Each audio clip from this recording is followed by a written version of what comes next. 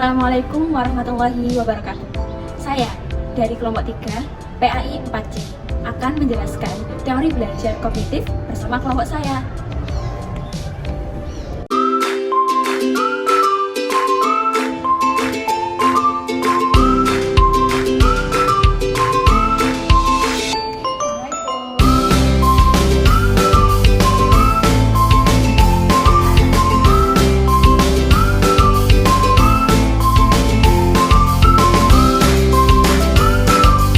Miftahul Khairiyah 2101012229, Farda Salsabila 2101012287, Nina Erisa 2101012296, Hilza Safa 2101012353. Assalamualaikum warahmatullahi wabarakatuh. Saya Hilza Safa Septia. Di sini akan menjelaskan tentang pengertian teori belajar kognitif. Apa sih yang dimaksud dengan teori belajar kognitif itu? Definisi kognitif berasal dari kata cognition yang memiliki persamaan dengan knowing yang memiliki arti yaitu mengetahui. Teori belajar kognitif ini lebih mementingkan proses belajar daripada hasil belajar itu sendiri. Model belajar kognitif mengatakan bahwa tingkah laku seseorang ditentukan oleh persepsi serta pemahamannya tentang situasi yang berhubungan dengan tujuan belajarnya. Perubahan belajar merupakan persepsi dan pemahaman yang tidak selalu dapat terlihat sebagai tingkah laku yang nampak. Berbeda dengan teori behavioristik yang sudah kita bahas bersama di minggu lalu, teori kognitif ini tidak hanya melibatkan stimulus dan respon, melainkan pada hakikatnya melibatkan cara berpikir yang kompleks. Jadi, dapat disimpulkan bahwa belajar menurut teori kognitif ialah suatu proses atau usaha yang melibatkan aktivitas mental yang terjadi dalam diri manusia sebagai akibat dari interaksi aktif dengan lingkungannya untuk memperoleh suatu perubahan dalam bentuk pemahaman, pengetahuan, tingkah laku, keterampilan, nilai dan sikap yang bersifat relatif dan berbekas. Misalnya, ada seseorang yang sedang mengamati sesuatu ketika dalam perjalanan. Dalam pengamatan tersebut, seseorang itu telah melakukan aktivitas mental. Setelah itu, dia menceritakan pengalaman tersebut kepada teman-temannya. Dalam menceritakan pengalaman tersebut, dia tidak bisa menghadirkan objek-objek yang dia lihat, melainkan dia hanya bisa menggambarkan objek-objek tersebut dengan kata-kata. Maka dengan demikian bisa ditarik kesimpulan bahwa telah terjadi proses belajar dan terjadi perubahan terutama terhadap pengetahuan dan pemahaman. Sekian, itu saja penjelasan dari saya. Wassalamualaikum warahmatullahi wabarakatuh. Saya Miftahul Khairiyah akan menjelaskan teori belajar kognitif menurut para ahli. Di sini saya akan menjelaskan teori belajar kognitif menurut Jean Piaget. Jean Piaget adalah seorang psikolog dari Swiss yang berpengaruh besar pada pemahaman perkembangan kognitif anak. Menurut Jean Piaget, proses belajar yang sebenarnya itu terjadi dari 3 tahapan. Yang pertama, proses asimilasi. Apa itu proses asimilasi? Proses asimilasi adalah proses penyatuan atau pengintegrasian informasi baru ke struktur kognitif yang sudah ada pada anak. Contohnya, seorang anak itu diperlihatkan segitiga sama sisi, kemudian diperlihatkan segitiga yang lain berupa segitiga sama segitiga siku-siku. Asimilasi terjadi jika si anak ini menjawab bahwa segitiga siku-siku adalah segitiga sama sisi. Yang kedua, proses akomodasi.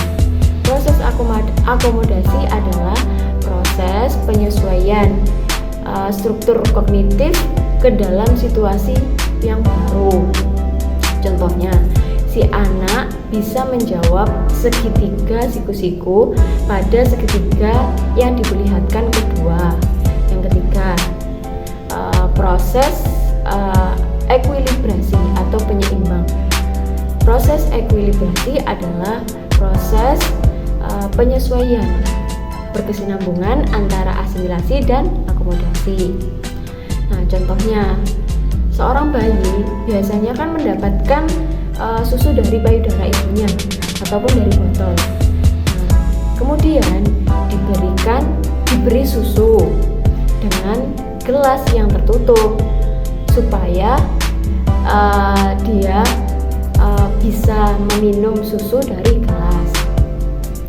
Ketika bayi mengetahui bahwa menyedot susu di gelas itu membutuhkan gerakan mulut dan lidah yang berbeda dari biasanya ketika dia menyusu di ibunya, maka bayi telah mengakomodasi hal itu dengan akomodasi skema lama. Maka dari itu, bayi itu telah melakukan adaptasi terhadap mengakomodasi terhadap skema baru, yaitu gelas. Dengan demikian, asimilasi dan akomodasi itu saling bekerja sama menghasilkan ekuilibrium dan pertumbuhan. Jean Piaget juga berpendapat bahwa proses perkembangan kognitif anak itu harus disesuaikan dengan perkembangan kognitif anak. Menurut Jean Piaget, proses belajar harus disesuaikan dengan perkembangan kognitif anak. Nah, proses itu terdapat 4 tahapan. Yang pertama,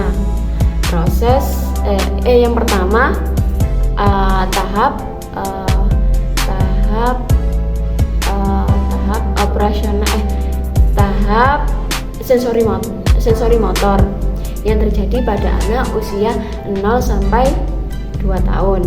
Pada tahap ini, anak itu belajar mengembangkan serta mengatur kegiatan fisik dan mental menjadi rangkaian perbuatan yang bermakna. Maksudnya adalah anak itu memanfaatkan keterampilan dan kemampuan yang dimiliki seperti melihat, menghisap, menggenggam, dan mendengarkan untuk memperoleh pengetahuan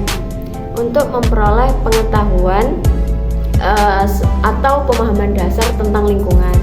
Yang kedua, tahap pra-operasional yang terjadi pada anak usia 2-7 tahun. Nah, pada tahap ini, anak itu masih dipengaruhi oleh hal-hal khusus yang diperoleh dari pengalaman menggunakan indera, sehingga ia itu belum mampu untuk melihat hubungan-hubungan dan menyimpulkan sesuatu secara konsisten. Artinya aktivitas kognitif di sini, aktivitas kognitif anak itu dimulai dengan melihat realitas dengan simbol, dan cara berpikirnya pun masih bersifat tidak sistematis, tidak konsisten, dan tidak logis. Yang ketiga, tahap operasional konkret yang terjadi pada anak usia 7-11 tahun. Pada tahap ini, anak itu sudah mulai atau sudah dapat membuat kesimpulan dari sesuatu pada situasi nyata dan mampu menggunakan benda-benda konkret serta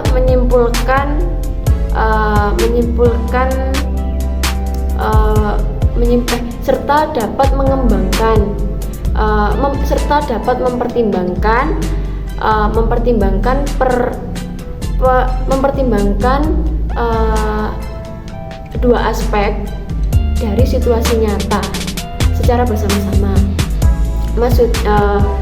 Misalnya antara bentuk dan ukuran. Yang keempat, tahap operasional formal yang terjadi pada anak usia 11 tahun ke atas. Nah, pada tahap ini kemampuan menalar secara abstrak itu meningkat sehingga seseorang itu mampu berpikir secara deduktif dan mampu mempertimbangkan beberapa aspek dari suatu situasi nyata secara bersama-sama. Dan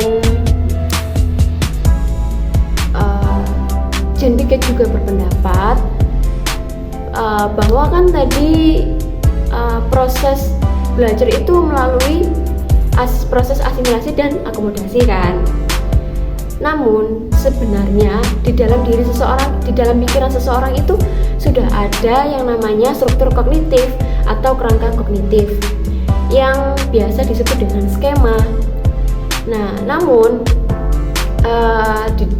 seseorang itu kan selalu mencari sebuah keseimbangan, kesesuaian atau equilibrium antara apa yang dialami dengan apa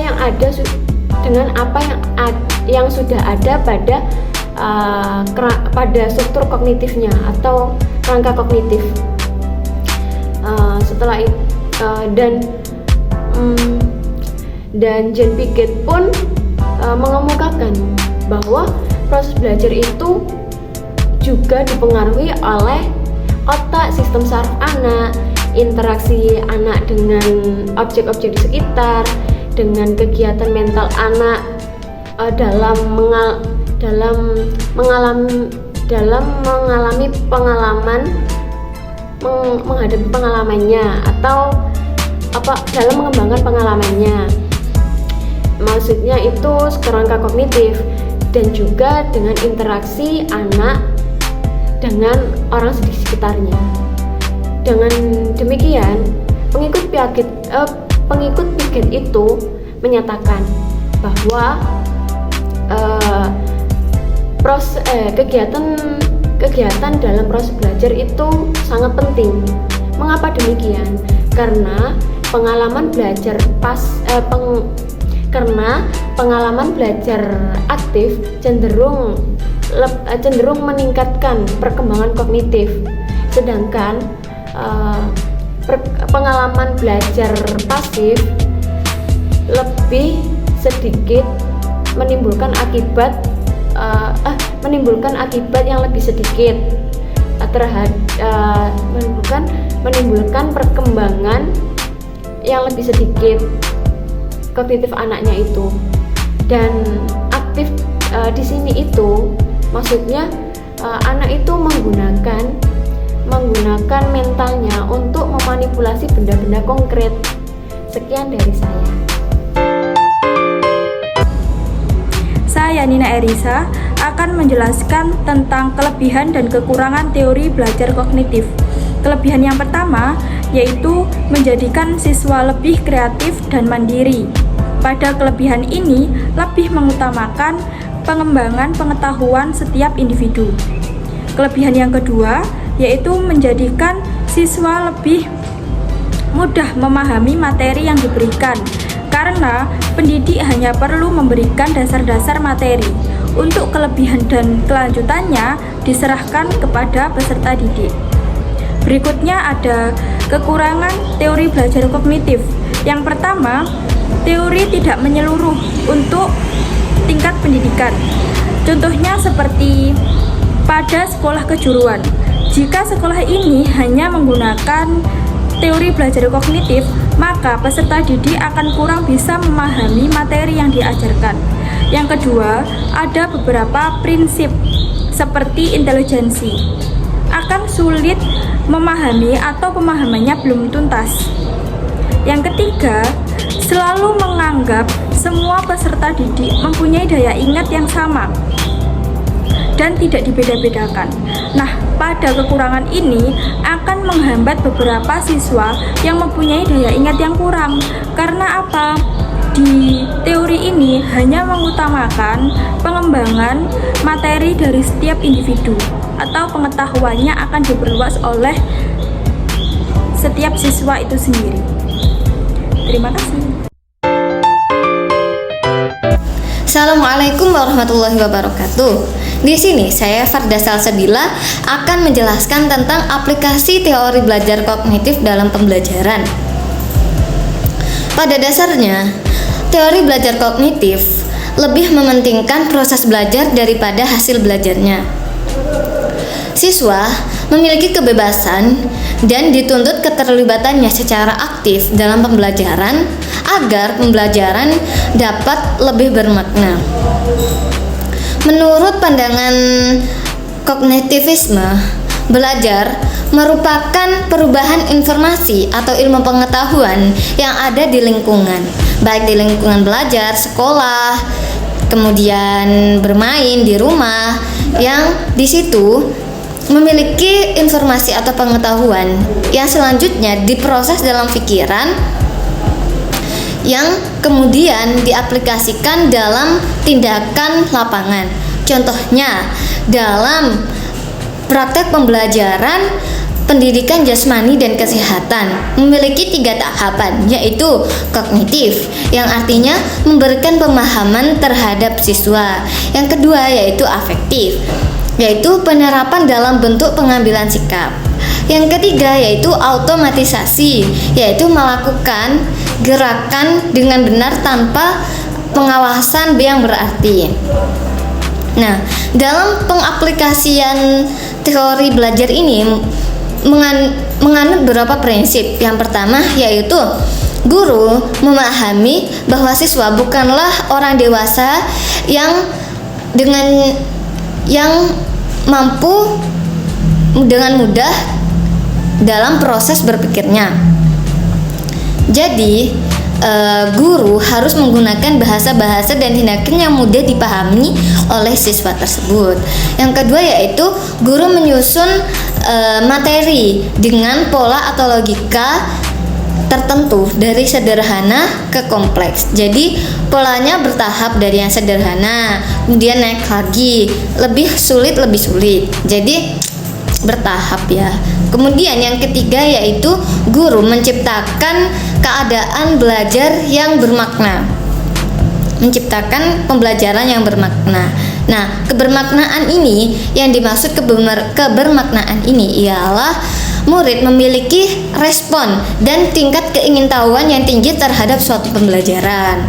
Nah, yang keempat, guru memperhatikan perbedaan individual siswa untuk mencapai keberhasilan pembelajaran. Nah, perlu diketahui bahwa setiap individu mempunyai perbedaan dalam proses belajarnya untuk menangkap pembelajaran tersebut. Jadi, guru harus memahami para siswanya. Terima kasih. Sekian video dari kami dan terima kasih telah menonton video kami. Semoga bermanfaat. Assalamualaikum warahmatullahi wabarakatuh.